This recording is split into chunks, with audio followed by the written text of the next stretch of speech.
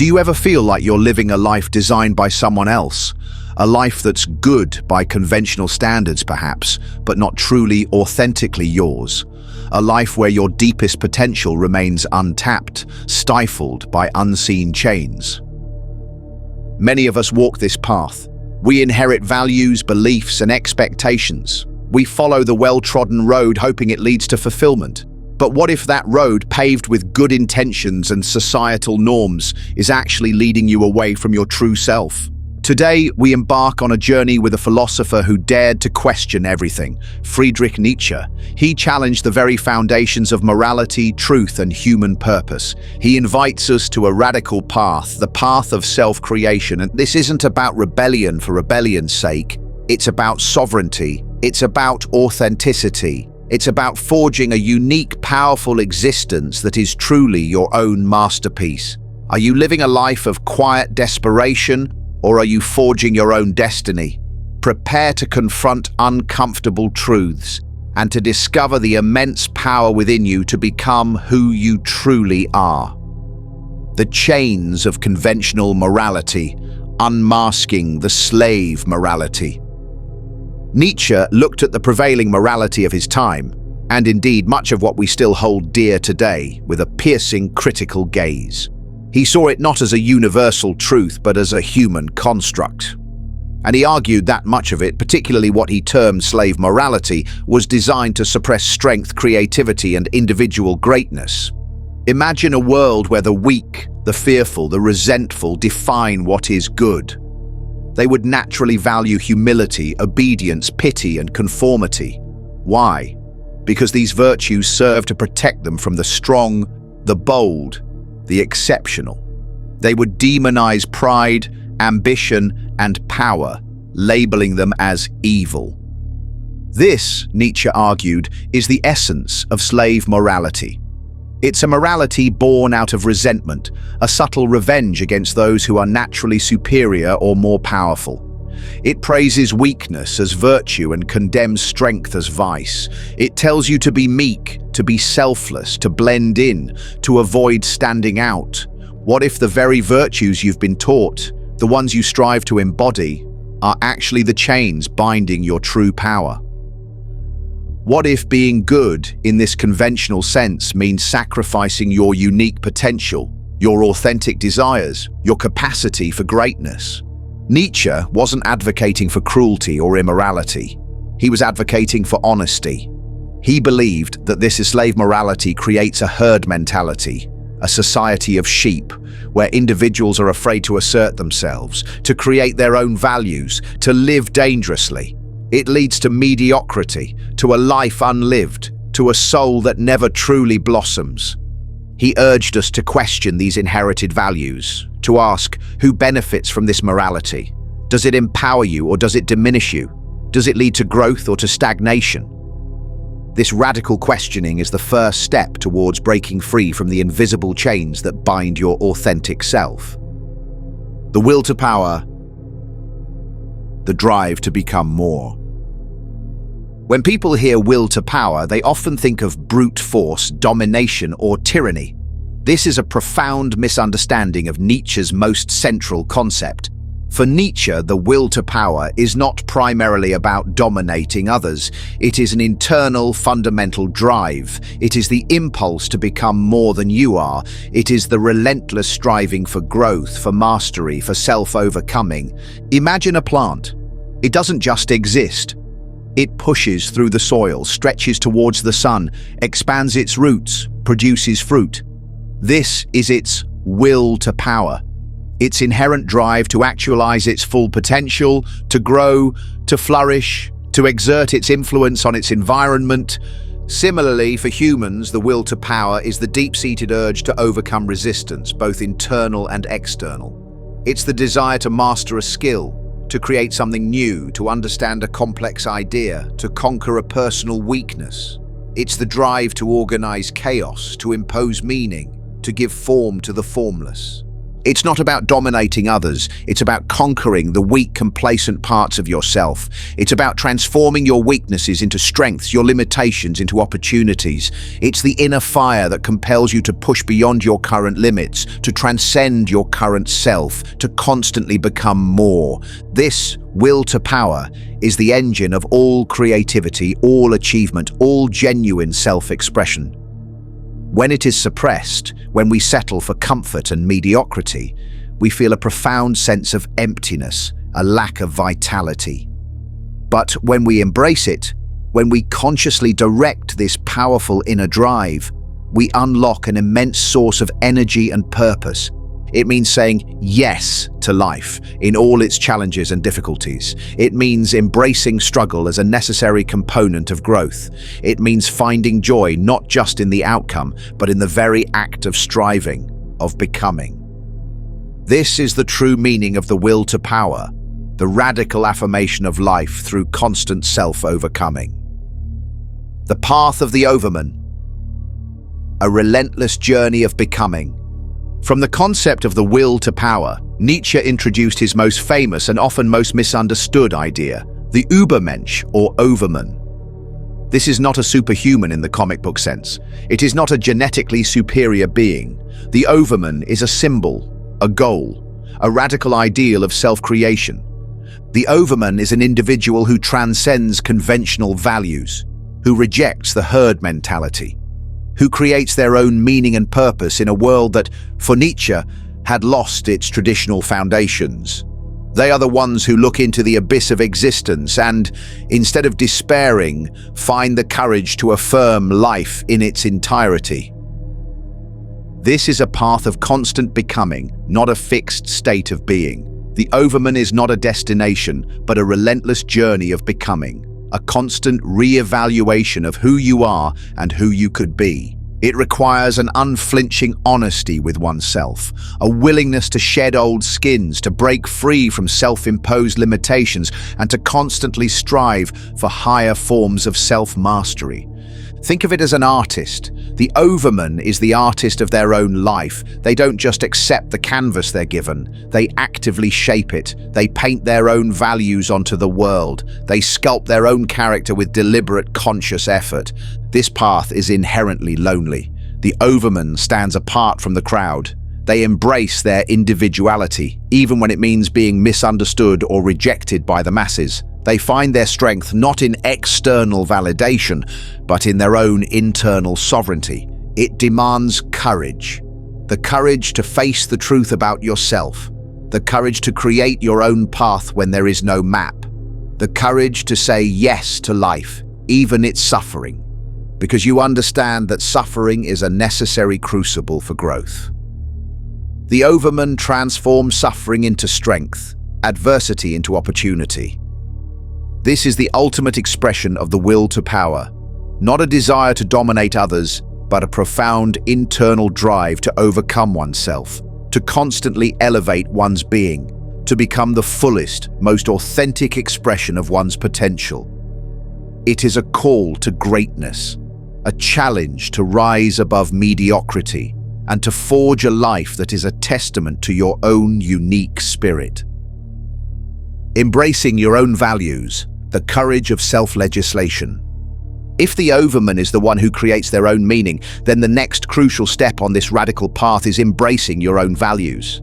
This is perhaps the most challenging and most liberating aspect of Nietzsche's philosophy. It means moving beyond inherited morality, beyond what society, your family, or your religion tells you is good or bad. It means becoming a legislator for yourself. This is not an invitation to nihilism or moral relativism. It is an invitation to profound responsibility. When you create your own values, you are responsible for them. You are responsible for the consequences of living by them. This is the heavy burden and the immense freedom of true individual sovereignty. Are you brave enough to look into the abyss of your own potential and declare your own worth? Are you willing to define what is meaningful for you? What is noble for you, what is excellent for you, even if it goes against the prevailing currents? This requires immense self-knowledge. You must understand your deepest instincts, your unique talents, your authentic desires. It requires a process of self-discovery, of stripping away the layers of conditioning and external expectations to find the core of who you are. And it requires courage. The courage to stand against the crowd, the courage to be misunderstood, the courage to be lonely. Because when you forge your own path, not everyone will understand or approve. Many will prefer the comfort of the herd, but the reward is authenticity. A life lived in alignment with your deepest truth, a profound sense of integrity. You are no longer a reflection of others' expectations, but a shining example of your own self-created destiny. This is the essence of living beyond good and evil, not by being immoral, but by transcending conventional morality to create a higher, more authentic morality for yourself. It is the ultimate act of self-affirmation, a declaration of your own unique value in the universe. The cost of mediocrity, the tragedy of the unlived life. If the path of self-creation, of the overman, is one of vibrant becoming and profound responsibility, what then is the alternative? What is the cost of choosing complacency, of adhering to inherited norms, of living a life that is merely good but never truly great? It is the tragedy of mediocrity, the profound sorrow of an unlived life. Nietzsche would argue that the greatest sin is not evil, but the failure to actualize one's potential. It is the comfortable stagnation, the quiet desperation, the slow, insidious decay of a soul that refuses to strive, to overcome, to create. When you choose the path of least resistance, when you allow external expectations to define your worth, when you suppress your unique instincts for the sake of fitting in, you pay a heavy price. You become a shadow of what you could be. Your spirit withers. Your creativity dries up. You experience a profound sense of emptiness, a nagging feeling that something essential is missing. This is the unexamined life, a life where you are constantly reacting, never truly acting, a life where you are a consumer of values, never a creator. You become a cog in the machine, a member of the herd, indistinguishable from the masses. You might achieve external success, accumulate possessions, gain approval, but internally you remain hollow, unfulfilled, unfree. Mediocrity is not just a lack of achievement, it is a spiritual disease. It is the refusal to embrace the inherent struggle of existence, the unwillingness to face the discomfort of growth, the fear of standing alone. It is the ultimate surrender of your individual sovereignty. And the consequences are profound. A life devoid of passion, purpose, and authentic joy. A life where you are constantly looking for external validation because you have failed to cultivate internal worth. This is the choice facing each of us. Will you allow yourself to be defined by the lowest common denominator? Will you settle for a life of comfortable conformity? Or will you dare to live dangerously? To embrace the challenge of self-creation, to forge a life that is a testament to your own unique will and vision. The profound transformation that awaits those who choose the latter is beyond measure. It is the path to becoming truly, authentically, powerfully yourself. Actionable steps, forging your own destiny and embracing self-creation. So, how do you begin this radical journey of self-creation, this Nietzschean path to becoming the overman of your own life? It demands courage, relentless honesty, and a willingness to challenge everything you thought you knew about yourself and the world. Here are some actionable steps to begin forging your own destiny. Question everything. Start by rigorously examining your inherited values and beliefs. Why do you believe what you believe? Are these values truly yours, or have they been imposed upon you? Does your current morality empower you, or does it diminish you? This isn't about discarding everything, but about consciously choosing what serves your highest potential. Read Nietzsche, but also read those he critiqued. Engage in deep, uncomfortable self-inquiry. Embrace your instincts and desires. Nietzsche believed in the wisdom of the body and our instincts. What are your authentic desires, beyond what society tells you to want? What activities make you feel most alive, most powerful, most yourself? Pay attention to these inner stirrings. They are often whispers of your true will to power. This doesn't mean acting on every impulse, but understanding and integrating them into your conscious being. Cultivate self-overcoming.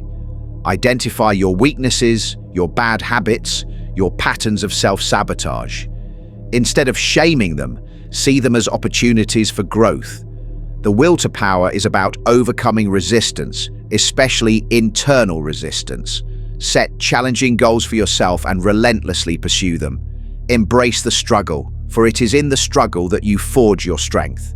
This is where true self-mastery lies. Become an artist of your life. View your life as your greatest work of art. What kind of masterpiece do you want to create? What values do you want to embody? What kind of character do you want to sculpt? This requires conscious, deliberate effort. It means making choices that align with your highest vision for yourself, even when they are difficult or unpopular. Every decision, every action is a brush stroke on the canvas of your existence. Embrace solitude and self-reliance. The path of self-creation can be lonely. You will inevitably stand apart from the crowd. Cultivate the strength to be alone with your thoughts, to find your own counsel, to rely on your own inner resources. This doesn't mean isolating yourself, but developing an inner core of self-sufficiency that is not dependent on external validation. True freedom often comes with profound responsibility and a degree of solitude. Affirm life in its entirety. Nietzsche urged us to say a radical yes to life, in all its joy and suffering, its beauty and its terror. Don't shy away from pain or discomfort. They are integral parts of growth. Embrace the challenges, the setbacks, the failures, for they are the crucibles in which your strength is forged. This radical affirmation of life, even its darkest aspects, is the ultimate expression of the will to power and the path to profound vitality. This journey is not for the faint of heart. It is a demanding, exhilarating, and profoundly rewarding path.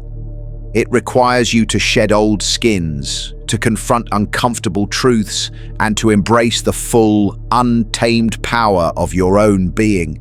But for those who dare to walk it, the reward is nothing less than true freedom, authentic self-expression, and a life lived with unparalleled purpose and power.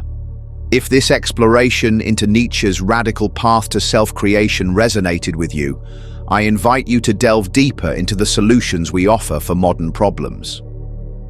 We believe in empowering individuals to master their minds, understand human nature, and forge lives of true power.